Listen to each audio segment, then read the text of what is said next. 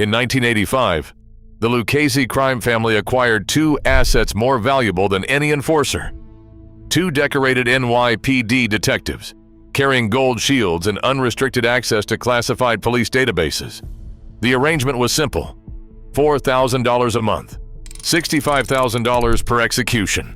Louis Eppolito and Stephen Caracappa became the deadliest weapon the mob ever had. And for years, the department that honored them never suspected a thing. Louis Eppolito wore the NYPD badge for over 2 decades. His personnel file reads like a model cop's resume: multiple medals for valor, letters of commendation from supervisors, and not a single disciplinary note on record. Internal affairs evaluations from the 1970s through the early 1980s praise his investigative instincts and reliability. His partner, Stephen Caracappa, followed a similar path. Joining the force in 1975, Caracappa was handpicked for the Organized Crime Homicide Unit, Unit 70, a squad trusted with the city's most sensitive mafia cases. Like Eppolito, Caracappa's file shows a clean slate, 0 formal complaints, a steady stream of service medals, and glowing annual reviews. The department's own memos describe both men as exceptional during the height of New York's crime surge. Their records granted them a powerful shield, one that made questions about their conduct almost unthinkable. When Caracappa was given access to the NYPD's restricted intelligence database, it was considered routine. He could run queries on suspects, review sealed files, and pull confidential surveillance logs. Supervisors signed off without hesitation. For years, these spotless records and public honors insulated the detectives from scrutiny. No one suspected that official access, meant to protect the city, would be weaponized for organized crime. The trust placed in their badges became the perfect cover. This culture of deference set the stage for what came next: a secret alliance that would turn police power into a tool for murder. In 1985, Anthony Gaspipe Casso made his move. The Lucchese underboss, already notorious for his ruthlessness, saw something in Eppolito and Caracappa that most of the department missed: opportunity. According to court testimony and the federal indictment, the first approach happened away from police eyes, in a Brooklyn parking lot. Casso's message was simple: information for money. The detectives agreed, no hesitation. That first year, they started supplying confidential police intelligence: names, addresses, sealed surveillance logs, taken straight from the protected files of the NYPD. Witness Burton Kaplan, later the government's key informant, described the meeting in detail. Casso offered a monthly retainer of $4,000 with the promise of more for special jobs. The detectives did not flinch. They understood the risk and accepted the deal. The agreement was verbal, but the stakes were written in every secret they passed. Casso needed inside men who could move undetected, and these detectives had the perfect credentials. With trusted access to the department's intelligence systems, Eppolito and Caracappa could pull sealed records and run background checks with no questions asked. Their authority was their shield. The moment they accepted Casso's offer, they crossed a line that could never be uncrossed. From that point forward, police power became a weapon for organized crime. The trust of the city, the badge, and the law itself were all put up for sale. The money pipeline was open, and the cost would be counted in blood. The numbers are spelled out in black and white. According to the federal indictment, Anthony Casso's offer began with a $4,000 monthly retainer, a steady paycheck delivered in cash, no questions asked.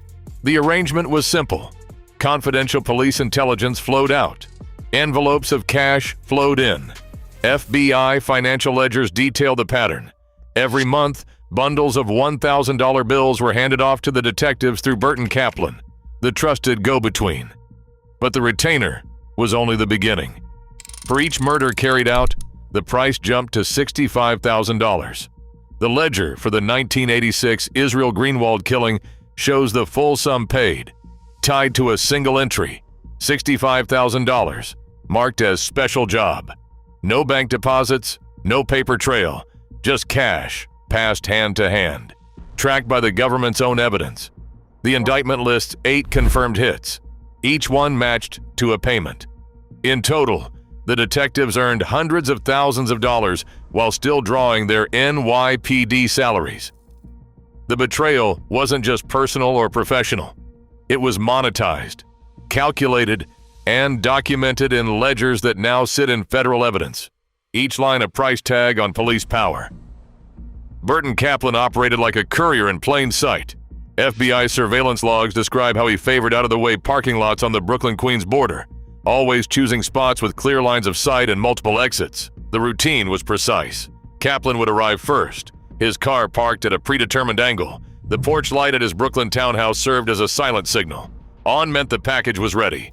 Detectives Eppolito and Caracappa pulled up in an unmarked police sedan, never in uniform, always blending in. No words exchanged beyond a nod. Kaplan handed over a plain envelope or, for larger jobs, a black duffel bag. The contents were cash, sometimes handwritten instructions, sometimes a list of names. Everything fit inside the envelope. No bulging, no markings, no fingerprints. Witness statements and surveillance photos later entered into evidence show the men keeping their distance, never lingering more than a minute. The choreography was deliberate, honed by years of practice. Sometimes, Kaplan slipped the envelope into a trash can, then walked away as the detectives retrieved it. These exchanges didn't just move money. They moved orders, identities, and the next target's fate. Each handoff was a silent transaction that kept the conspiracy alive, shielded by routine and the illusion of normalcy. September 28, 1986. Israel Greenwald's routine drive ended with flashing lights in his rearview mirror. Detectives Eppolito and Caracappa in an unmarked NYPD vehicle staged a traffic stop on East 14th Street. They cited a suspended license, but the real reason never made it into any police report. Greenwald was ordered out of his car, handcuffed, and placed in the back seat of a second police cruiser. Witnesses later recalled the detectives' badges and sidearms, the unmistakable authority of law enforcement at work. But this was no ordinary arrest. Greenwald's journey continued to a Brooklyn industrial garage, 78 Bergen Avenue. Inside, the detectives bound his wrists with zip ties. The killing was clinical. 2 shots from a .38 caliber revolver struck him. The weapon was later traced to a missing police-issued sidearm.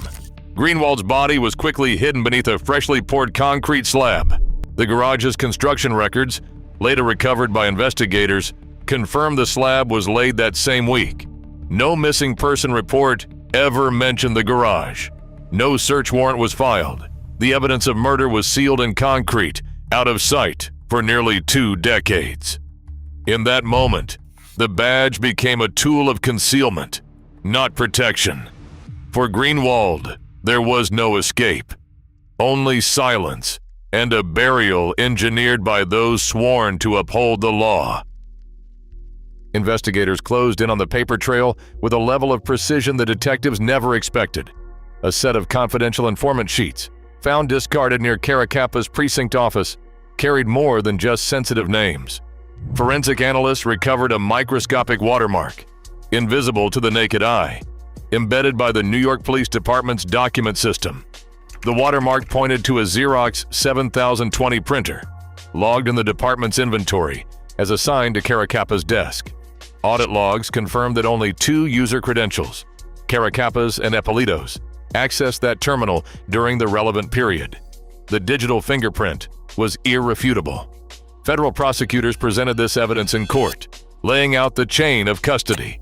The serial number, printer logs, and watermark together formed a direct link from the precinct to the mob's hands.